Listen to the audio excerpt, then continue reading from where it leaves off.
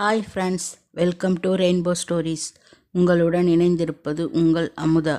விக்ரமாதித்தன் கதைகள்.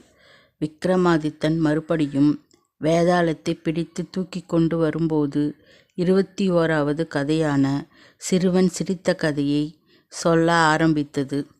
சித்திரக்கூடம் என்ற அழகிய நகரத்தில் சந்திரவலோகன் என்ற மன்னன் ஆட்சி செய்து வந்தான். அவன் மக்களை நன்கு பாதுகாத்து வந்தான். எல்லோரும் போற்றினார்கள். எனினும் அவனுக்கு ஏற்ற ஒரு மனைவி இல்லை. ஒரு நாள் காட்டுக்கு வேட்டையாடச் சென்றான். வெகு நேரம் வேட்டையாடி களைத்து போனான். தாமரை நிறைந்த தடாகம் ஒன்று இருந்தது. அதன் கரையில் ஓய்வெடுத்து கொண்டான். அங்கே அசோக மரத்தடியில் ஒரு முனிவருடைய மகள் தன் தோழியருடன் அமர்ந்திருந்தாள். அவள் மரவுரியும் மாலையும் அணிந்து பேரழகுடன் விளங்கினாள். மன்னன் அவளை நெருங்கினான். அவனுடைய பேரழகில் அவளும் மயங்கினாள். செய்வது அறியாது திகைத்து நின்றாள். தன் தோழியை அனுப்பி மன்னனை உபசரிக்க செய்தாள். தோழியின் மூலம் அவள் கண்வ முனிவருக்கும் மேனகைக்கும் பிறந்தவள் என்று, அவள் பெயர் இந்திரபிரபை என்றும் மன்னன் அறிந்தான். மன்னன் அவளை மணந்து கொள்ளும் நோக்கத்துடன் கண்வ மகரிஷியின் ஆசிரமத்திற்கு சென்றான். அப்பொழுது கண்வ மகரிஷி தன் சீடர்களின் மத்தியில் அமர்ந்திருந்தார். மன்னன் அவரை வணங்கி, தங்கள் புத்திரி இந்திரபிரபையை எனக்கு மணம் செய்து கொடுக்க வேண்டுகிறேன் என்று பணிவுடன் விண்ணப்பித்தான். மகரிஷியும் அவ்வாறே மணம் செய்து கொடுக்க ஒப்புக்கொண்டார். ரிஷி பத்தினிகள் அவளை அலங்கரித்தார்கள். விவாகம் நடந்தது. சந்திரவலோக மன்னனும் தன் மனைவியை அழைத்து கொண்டு குதிரை ஏறி ஊருக்கு கிளம்பினான். ஆசிரமவாசிகள் அவர்களை வழியனுப்பி வைத்தார்கள்.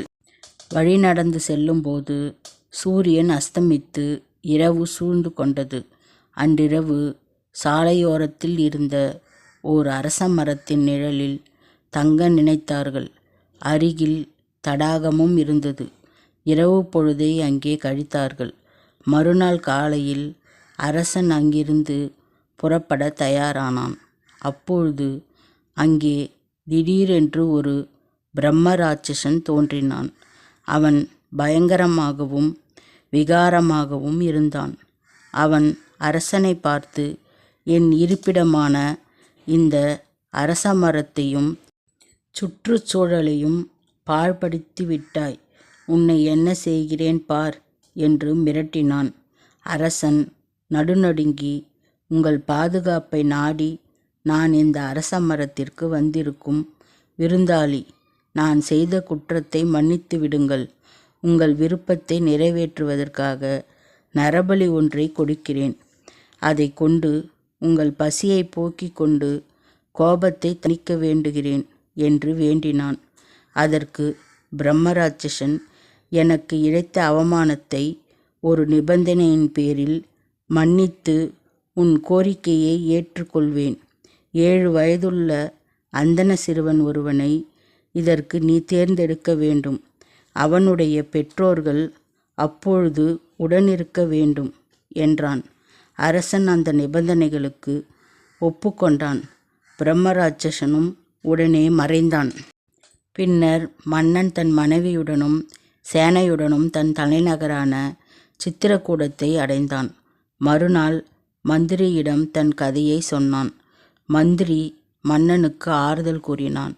மந்திரி ஒரு யுக்தி செய்தான். 7 வயது சிறுவனைப் போல் தங்கத்தால் ஒரு உருவம் செய்தான்.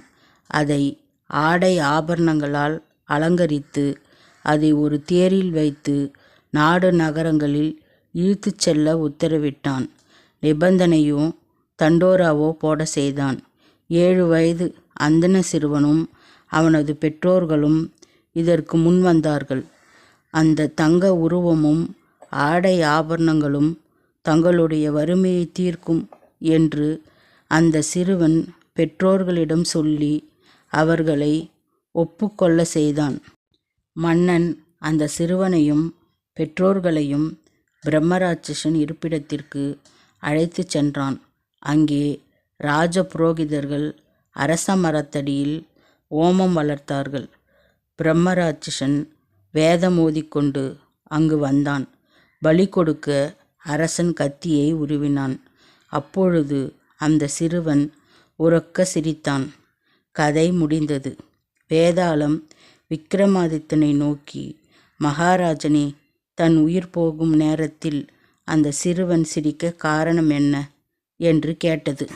அதற்கு விக்ரமாதித்தன், தன்னை பாதுகாக்க வேண்டிய தாய் தந்தையரும் மன்னனும் பேராசை கொண்டு இப்படி நெறி தவறி நடக்கிறார்களே, பூத உடலை கொண்டு நீண்ட காலம் வாழும் ஆசை அவர்களுக்கு எப்படித்தான் ஏற்பட்டதோ இவ்விதம் நினைத்து சிரித்தான்.